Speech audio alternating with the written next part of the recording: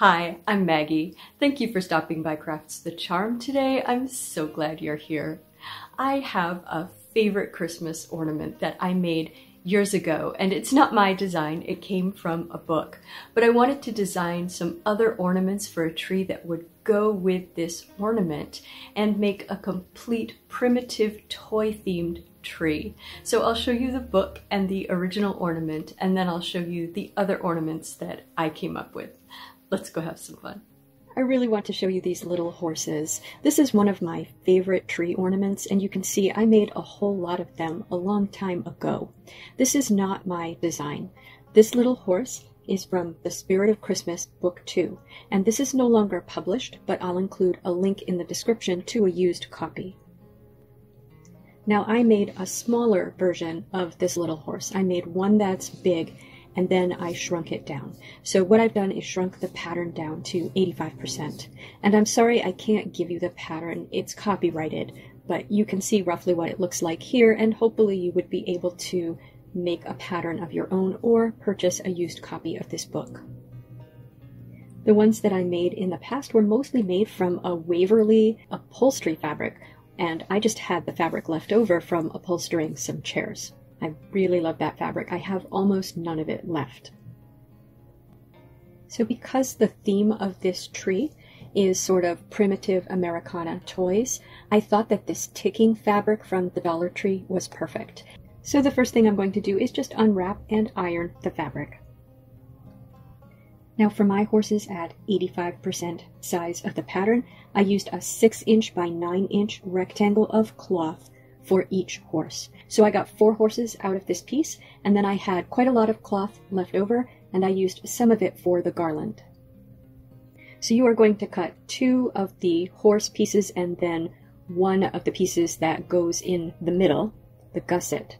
So I folded the rectangle in half, and then either drew around the pattern or pinned the pattern to the cloth, cut out the horse, and then with the piece that's left, which is sort of where the head goes up, I cut out the gusset, and I lined the gusset up so that the stripes would line up going around the horse, and I had enough fabric to line up this pattern in that way.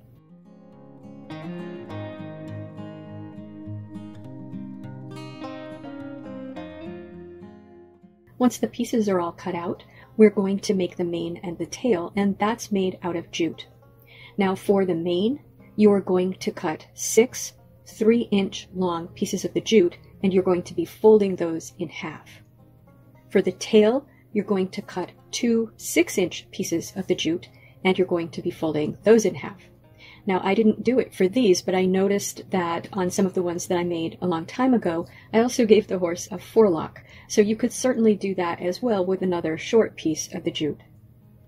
I found the easiest way to do this was to take a piece of tape and put it sticky side up, bend over the ends, and stick them to the fabric. So lay a piece of fabric down, part of your pattern, right side up, put some tape on it, turn over the ends so it's stuck down, and make sure that the tape is nowhere near where your seams are going to be, so keep it to the inside of the horse.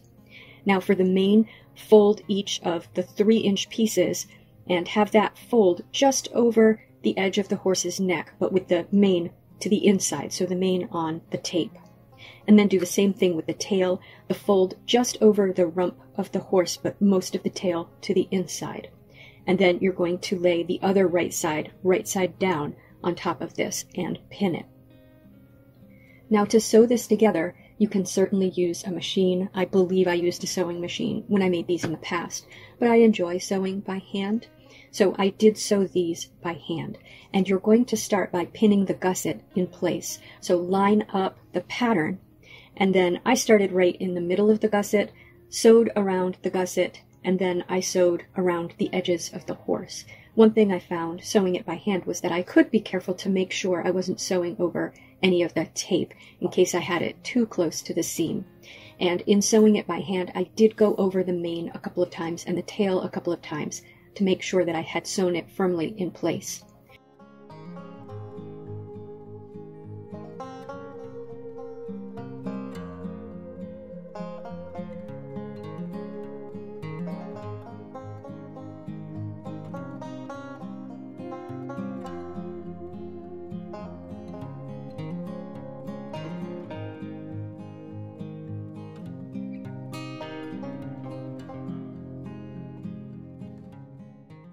Now you're going to leave an opening. I left openings in different places just to see how it would look and which one would be the easiest for turning. I think the best place to leave the opening is probably at the bottom near the back in the gusset. And you can make it fairly large. I felt that was the easiest for turning. I also left an opening on one of them at the front of the gusset, and I left an opening along the back at the top. And I think this was probably not the best for appearance, because you're going to have to stitch that together by hand. And also I think it was harder for turning. So once you do have it all sewn together, then you are going to turn it and maybe use a crochet hook or a pencil to poke out the ears and any other parts that have a curve to them. You can also clip the edges and trim the seams if you want to. I didn't do that, and I think mine came out fine. Now, once you do have that turned, you are going to stuff it with fiberfill. I'm always amazed at how much fiberfill can fill up a space. So I stuffed mine pretty full, and the fiberfill I'm using is just from an old pillow that wore out, and I took the stuffing out of it. Once you've got it nice and full, then you are going to hand sew closed the seam where you left it open. Now you can trim the tail and the mane if you want to, and separate those fibers of the jute. You can do that with your fingers or perhaps a needle. Now the pattern says to use buttons, but I like to use black seed beads for the eyes. So I just used a little bit of black thread, decided where I wanted the eyes to be, and just sewed them on together. So tied the knot around one of the seed beads, pushed the needle through, then went through the other seed bead on the other side, and then I kept going back and forth until I felt they were secure, and then wrapped the thread around the bottom of one of the beads and tied a knot in it and trimmed it. Now, I purchased these little spools. They are 1-inch wooden spools at Michael's. If you happen to have old wooden spools, you could certainly use those. I used spools that I already had for some of my horses before, and for others I purchased spools. Now, because this is a primitive style tree, I want these to look a little bit worn. So I'm going to use some apple barrel acrylic paint in burnt umber, add some water to that, and use that to stain these spools.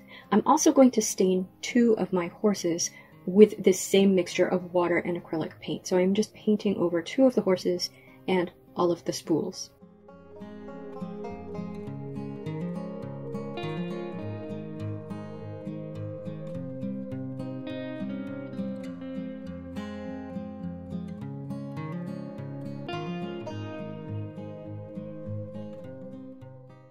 And the final step is to attach the spools to the horse with some ribbon.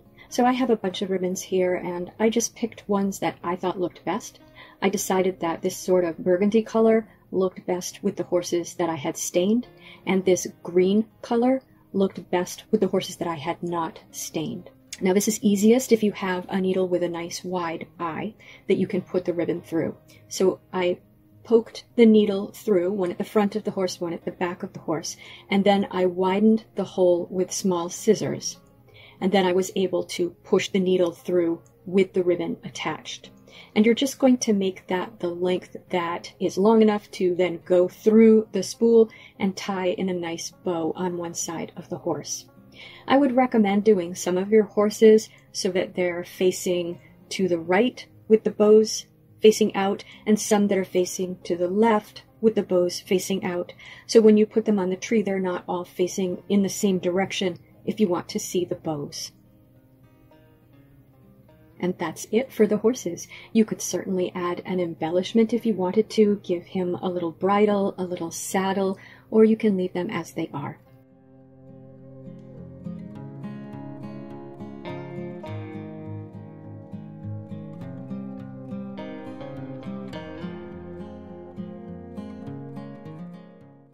To make the sheep pull toys, I'm going to begin with making my own air-dried clay. Now you could certainly purchase Model Magic for this, and I do think Model Magic is a little bit easier to work with than homemade air-dried clay, but homemade air-dried clay is so inexpensive. So I do have a 2-minute technique on this, but briefly, you are going to mix 2 parts baking soda with 1 part cornstarch and 1 part water, and this is by volume, not by weight. So what I'm going to use is I'm just going to use up what I have left of the baking soda here, and this was a tiny bit more clay than I needed to make 2 sheep. So I'm using a half a cup of the baking soda and then a 1/4 cup of cornstarch and water, maybe a tiny bit more. You then heat that over medium heat, stirring constantly until it forms a clay, and it will happen pretty quickly. I want to say this took about 2 minutes. Once you have it, then let it cool, and then you can handle it. And then we're going to make some sheep out of this. Now, normally when I'm working with this, I make an armature, and that probably would have worked better just for cracking and drying, so it would have dried more quickly and cracked less if I had made an armature. But as you can see from the thumbnail, we are going to be covering over most of the sheep. So to make an armature, I would have taken a little bit of aluminum foil and rolled it up into a sort of oval shape. But I'm just going to try to do it with air dry clay. So basically I'm making a roughly 2-inch long by 1-inch wide block here, and then I'm making a sort of a triangle shape for the head and shaping ears and a nose out of that, and making him a little neck, and then putting the head on the neck. But it wasn't holding together very well, so I ended up putting a toothpick through that, through the body and into the head, and then clipping the toothpick off. Now, I wanted to use matchsticks for legs, but I was out of matchsticks, and I mean wooden matchsticks. So I looked into dowels, and I ended up deciding to use toothpicks. So I clipped off one sharp end of the toothpick for the bottom, the foot, and then poked the other end through the sheep. But I ended up using matchsticks. I just had it like this while it was drying, but then I ended up using the long matchsticks that you use to light a fire, and I just cut those, and you'll see that. Now wrap up any clay that you have left tightly in plastic wrap, because as this dries, it will crack. So what I do is just take what I have left and use it to fill in any deep cracks. You can also spray water on it and smooth it over some with water, and that is mostly what I did for the face. Tried to smooth the face with water as it was drying.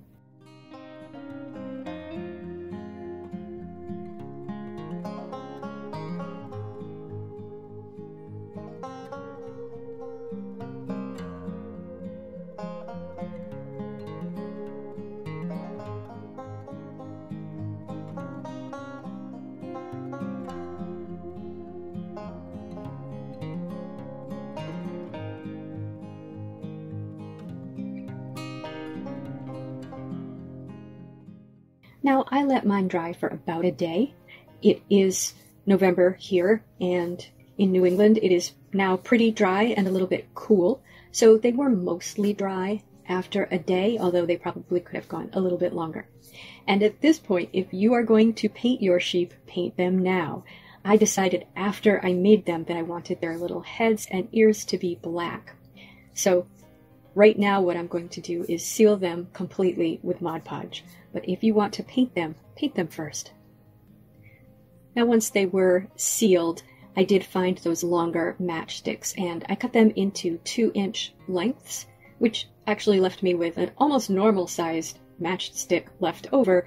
And because they weren't completely dry, it was actually quite easy for me to just stick those matchsticks in where the toothpicks were.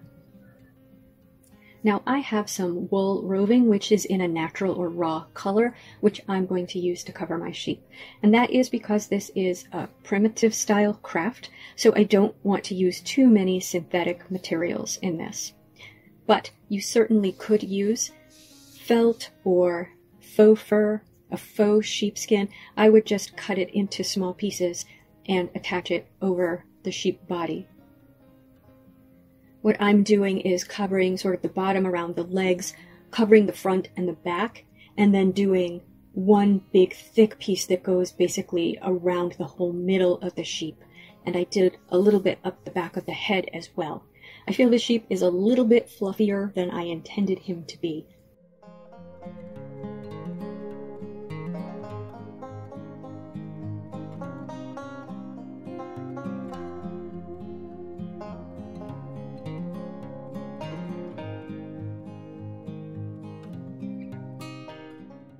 So as I said, I did decide to paint their legs and their little heads and ears with black, so I'm just using Apple Barrel black acrylic paint.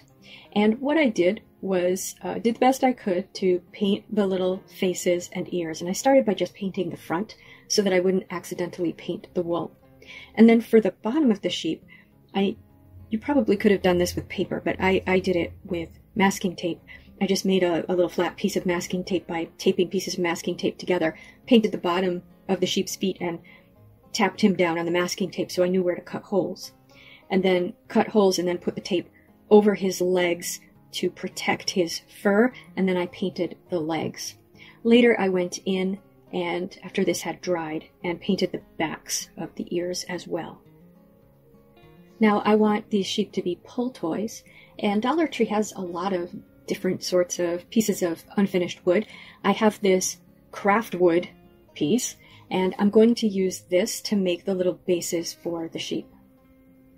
So I cut these about 3 inches long for each sheep, and I just used my nice little Stanley handsaw and mitre box here. But you should cut these whatever size makes sense for the size sheep that you made. Now once I had cut them, I sanded them to look as if they were old and worn. So I sanded, of course, the edges where I had cut, and I sanded the raw edge as much as possible. But then I sanded down the corners and rounded them. And this was actually quite easy. This is a very soft piece of wood. I thought I was going to have to fill in with the spackle, but I really didn't have to do any filling. Now, as this is a pull toy, I want to drill a hole for me to insert a string that we could theoretically pull this pull toy by. But I also want to drill partway into the wood where the sheep's feet are to secure the sheep in the piece of wood. I'm going to glue it with wood glue, but I'm not comfortable with just gluing it on top. So what I'm doing is just marking where the sheep is, because the feet are by no means even or perfect. And then I'm just drilling part way down into the piece of wood, which is difficult because it is very soft wood, but I was able to do it. And drilling all the way through for the hole for the string to go in. And now I'm going to paint these, and I'm going to use Folk Art Home Decor chalk paint in Imperial and Irish. And I chose these colors because these are the green and red colors that I have. Now these are pretty bright, so what I'm going to do is drag some of my Apple Barrel burnt umber paint through them while they're still wet. Now I am going to use these metal bobbins, which I got at Walmart, for wheels for these little pull toys. And these are not going to be working pull toys. I was too lazy to look for some sort of screw that I could use as a mechanism to make these actually work. But since it's a Christmas ornament, I figured it probably wasn't that important. Now these are very shiny bobbins because they're new, so I'm just dulling them by painting some of that burnt umber on them.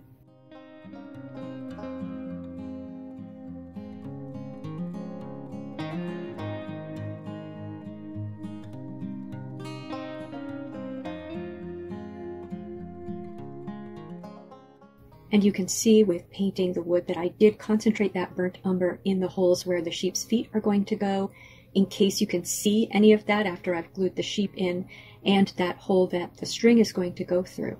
And then I painted it with the color, the red or the green, and then I went over it with the burnt umber and concentrated it on the edges, but dragged it through all of the paint to dull it. Now I am going to use hot glue to glue the bobbin wheels on, and I'm just trying to line those up on the sides. So just a dab of hot glue and I pressed them in, and it seems to hold quite well.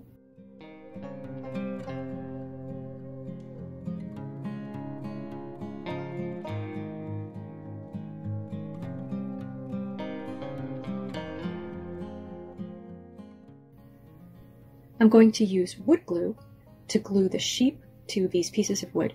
So I'm just trying to get wood glue into those holes that I drilled for the sheep's feet, and then I'm just pressing the sheep into those holes. Now I want my sheep to be festive, and I have this little tiny piece of holly, fake holly, that came off of something, but the berries are very red. What I'm going to do is take one leaf for each of my sheep, and I'm going to use these darker red beads that I have and attach them to that leaf. I'm going to use some florist wire that I got at the Dollar Tree to do that. And I'm also going to add a jingle bell, one for each sheep. Because the wheels are a silver color, I'm going to use a silver colored jingle bell.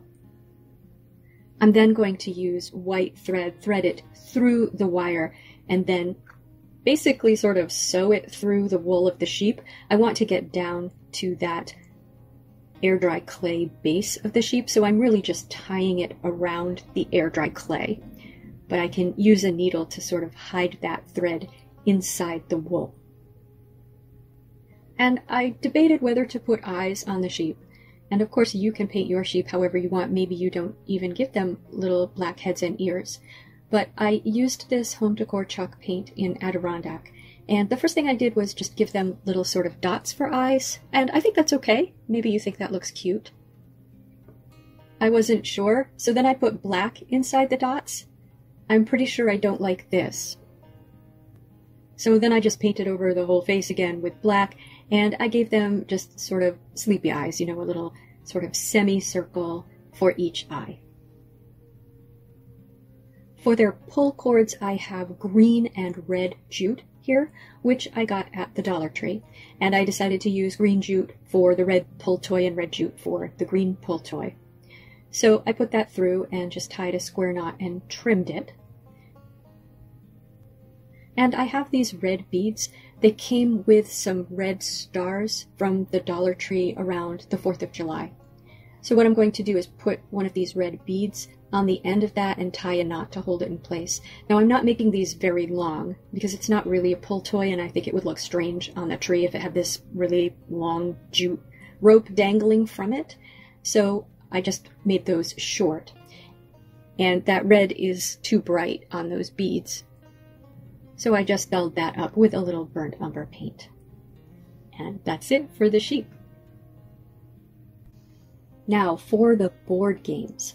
I just found images of board games online, so I was looking for images that were relatively square in shape, and I found this Parcheesi board, a checkerboard, and a backgammon board that happened to be square in shape, and I scaled those down to just under 2 inches by 2 inches and printed them out, and then cut them out.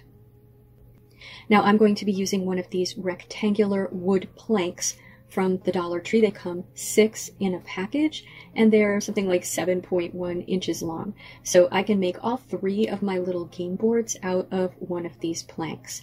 And I'm not being super careful to make them exactly the same size because I don't think that's important. I just want each one to be big enough to hold one of these game boards. So I'm just marking where I'm going to cut that into 3 pieces, and then cutting it into 3 pieces using my Stanley saw and miter box. And then I'm sanding down the edges of these the same way I did for the sheep's platforms. I'm rounding off the edges and just getting them nice and smooth. Once that was done, I wiped off the sawdust, and then I drilled 2 holes at the top of each of them. And again, I wasn't super careful about where those holes were. I felt like the one that I eyeballed actually came out the best, and just sanded those holes down again. And that's just so we can put a hanger through these. Do make sure that the holes that you drill are high enough up that the board that you've cut out can fit underneath.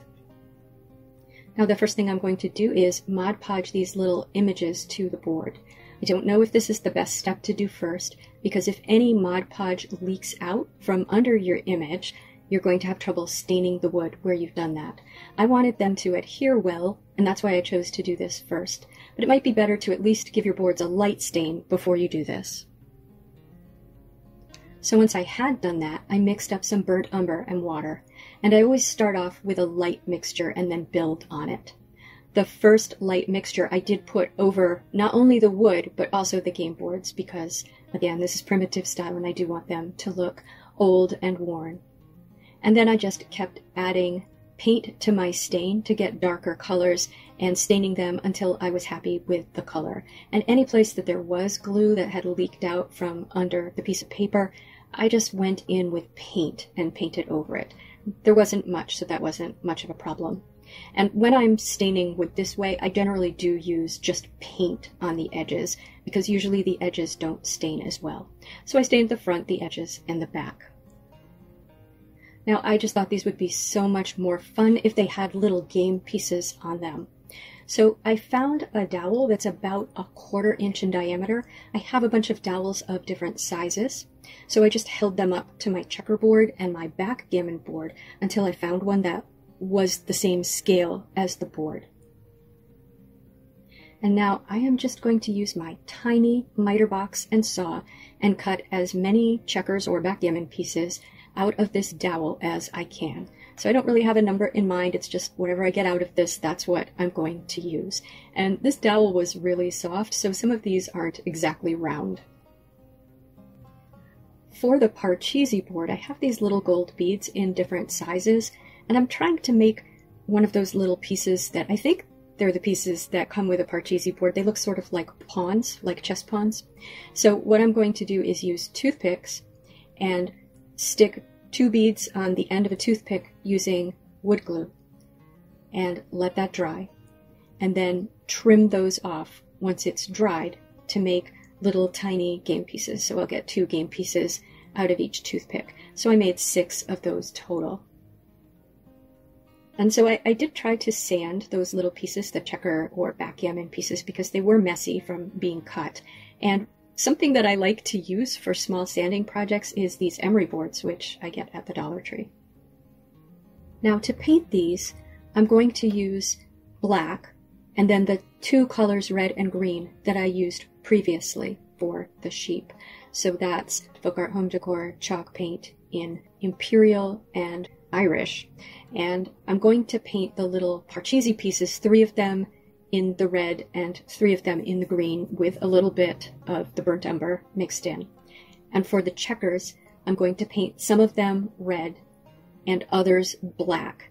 And again, with a little bit of the brown paint mixed in, and with the black ones, I just painted the brown paint over a little bit. And once those had all dried, I used wood glue to stick them to the boards in positions that I think makes sense if you were in the middle of gameplay. I honestly don't remember how to play Parcheesi, but I loved it when I was a kid. And then just let those dry, and surprisingly, even for those weird little Parcheesi pieces, that worked really well.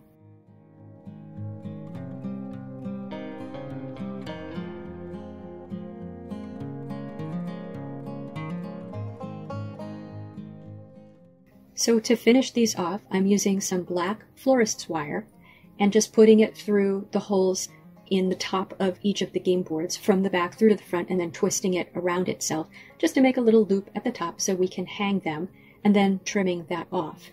And then I'm sealing the entire thing with matte Mod Podge. The reason I put the hangers on first was so I could do this quickly and Mod Podge both the front, back, and edges at the same time and hang them up to dry. And that's it for the game boards. Now all of my primitive ornaments are for my primitive tree, which is a very tiny little tree. And I thought it would be fun to see if we could take one of the tree skirts from the Dollar Tree, which are quite small, they're 18-inch tree skirts, and see if I could just make it over a little bit to make it a little bit more primitive. So I picked this one, which is a sort of a burlap with glittery red snowflakes printed on it and a glittery red trim around the bottom. And I'm going to leave the glittery red snowflakes. A little bit of glitter is fun, even if it isn't quite on theme. But I am going to remove that glittery trim from the bottom. That's a bit too much. And that's sewn on, so I just snipped that and removed all of the little bits of thread, and then I ironed this. Now I have this felt roll from the Dollar Tree, which is 11 3/4 inches by 48 inches. And I think what I'm going to do is replace the edging with this felt. So the edging itself is 4 pieces which were sewn together. So I thought what I would try to do is make a pattern out of one of those 4 pieces, make it a little bit larger, and then cut my felt according to the pattern. So when I did that, I was actually left with some felt left over. And then I sewed together the 4 pieces, just a little seam along that short edge. But the problem is the shiny red stuff was stretchy and the felt isn't. So I'm going to have to gather the felt around the edge of this. So I cut one more piece from the felt I had left over. So I've got 5 pieces going all the way around. So then what I did was I just folded over the edge of that maybe a 1/2 inch and ironed it down. And then I just pulled a running stitch or a gathering stitch through that with some red thread so that I would be able to gather it and make a ruffle. I then arranged that around the edge of the burlap piece and pinned it in place. Okay, and I did finally pull out my sewing machine to sew this because I really didn't want to sew all the way around the perimeter of this by hand. So I did just sew that down.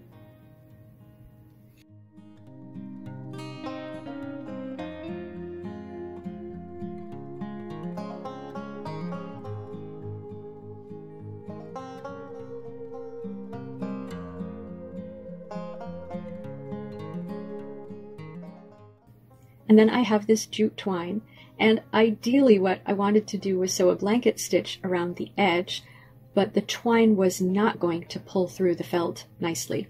So what I ended up doing was just gluing it to the edge. And this is because I just felt like the edge of this didn't relate to the middle very well, so I just wanted to relate back to the middle. So I just used hot glue, and I just slowly and carefully just glued it around the edge of this piece.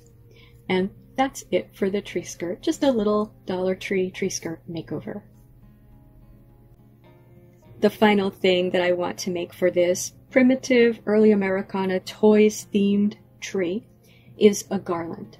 So here are the different components that are going to make up our garland. The first one is from Dollar Tree and it's called Ornaments, and it's these glittery gold stars, and there are 5 in a package. I am going to use 5.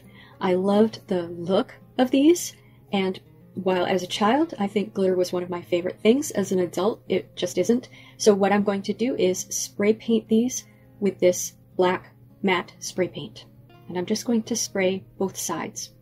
Now what I love about this is I feel like it gives me a sort of a wrought iron look because the glitter has some texture to it. So after I spray paint these, that's how I'm going to use them. I want to have some color in the garland. So I'm going to use these beads. They come on a ring, a metal ring at the Dollar Tree, and they're sort of square shaped. So keeping with our toy theme, we're going to make those dice.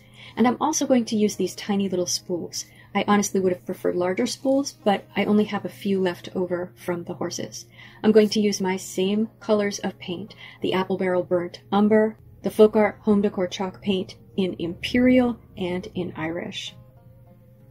So I'm going to start by painting, I didn't paint half, but I'm going to suggest you paint half. Half of my beads red and half of my beads green, same with the little spools, half red, half green. And I'm doing the same painting technique that I did for the little pieces of wood for the sheep. I'm going to paint with the color and then drag through it with the brown to age it a little bit. Now these are going to be dice, so let's paint some pips on them. And I'm using Folk Art Home Decor Chalk Paint in Sheepskin as my white color because this is a little bit less white than the Adirondack that I often use. I'm going to use the white color on my red dice, and I'm going to use the acrylic black paint on my green dice. And I'm just going to use the end of a paintbrush to paint the pips. Now these aren't dice, they're beads, so on the ends with the holes in them, we're not going to be able to paint all of the pips. And I'm going to say, choose a paintbrush with the appropriate size end. So I did a good job with the green beads, but for the red beads, my paintbrush was a little bit too fat, and I ended up having some messy pips, which I really need to redo. And I don't know if I'm painting these in the right place. I do know that the sides opposite each other add up to 7, so 1 is opposite 6, 3 is opposite 4, and 5 is opposite 2. But I don't know if there's any other configuration that we're supposed to have. And the next element for our garland is, I thought playing cards would be fun. And these could be old maid cards or Go Fish cards. I chose to make something that looked more like playing cards. And what I did was generated some images in Night Cafe, and then I had to edit them heavily in Photoshop. But this is what I ended up with.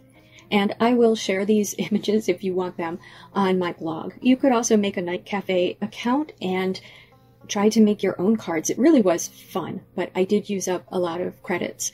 I get free credits every day, and so I have plenty of credits. It does look like I thought I was recording when I wasn't, and wasn't recording when I was. So what I did was I just printed them out and cut them out. They have rounded edges, so I cut them rounded. And then I used a spray glue, which I found at the Dollar Tree, which I think is actually a spray form of white glue, so I'm not sure that's a good deal. And I decided to glue them to a brown paper bag. I then cut them out with a border and punched holes at the top, and then just put them between some pieces of parchment paper and put some heavy books on top to try to flatten them some. And now to assemble our garland. So I measured around my tree and decided I wanted about a 10-foot garland. So I cut, let's say, an 11-foot piece of jute twine because I'm going to be tying some knots in it, and I did want to make sure it was plenty long. So I'm going to be using jute twine, my spray painted stars, my faux dice and spools, and my faux cards. And then I'm also going to use some of the fabric from the horses that's left over. I put some white glue on the end of the jute twine and just rubbed it between my fingers to make it pointy, and that worked great for the whole time I was making this garland. And I found it easiest to do with some measuring tools around, so I have my cutting mat here and I also have a tape measure. So first thing I did was I just tied a couple of knots in the end. And the first thing that I put on was a red spool and a red die. And I put those on about 2 inches in. So I tied another knot to act as a stopper for the spool, put the die on, and then I tied another knot to act as a stopper for the die, just to hold those in place. And then about 2 to 3 inches away from that, I put one of the cards on. And what I did to hold those in place was just used a little piece of clear tape on the back.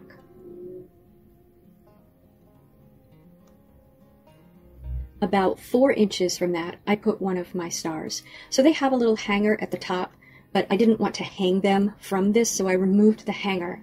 And I threaded the twine through the star because it has a sort of a filigree pattern, so sort of through its arms, if you will, and then twice around one of the arms to hold it in place.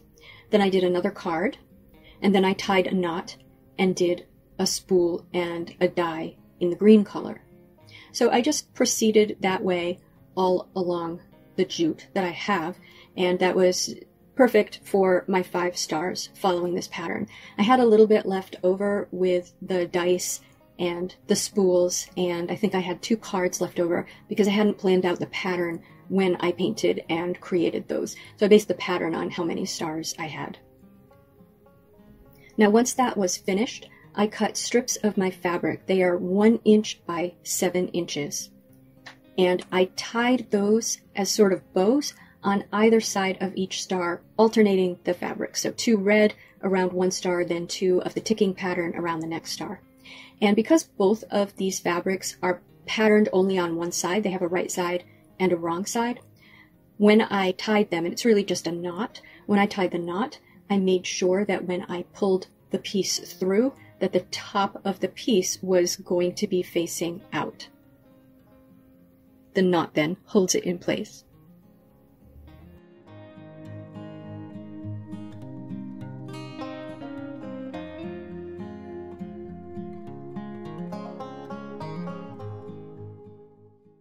And for the tree topper, I'm just using this corrugated metal star from the Dollar Tree. I can't remember if I drilled these 2 holes in it or if it came with these 2 holes, but I'm just going to put some wire through it and just wrap it around the top of the tree. I felt like this matched my theme very well. So that's it for the garland and tree topper. Here's each of the pieces individually.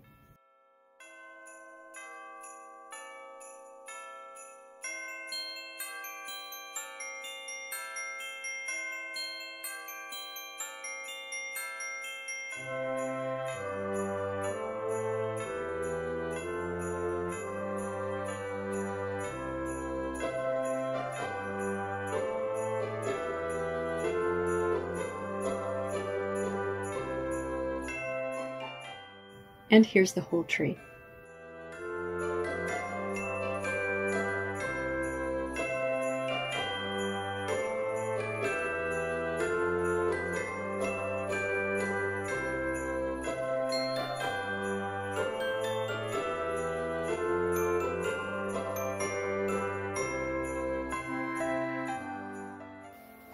So what did you think of our primitive toy-themed tree? Did you have a favorite ornament, or maybe the garland or the skirt? Please tell me in the comments. Of course, I still love those original horse ornaments that came from the Spirit of Christmas book. But of the ornaments that I created, I actually really liked the miniature game boards. They were so easy to make, and I just thought they were so cute. If you liked this video, please give it a thumbs up. And if you enjoy this sort of content, please subscribe to Crafts the Charm. Thank you for spending time with me today. Take care.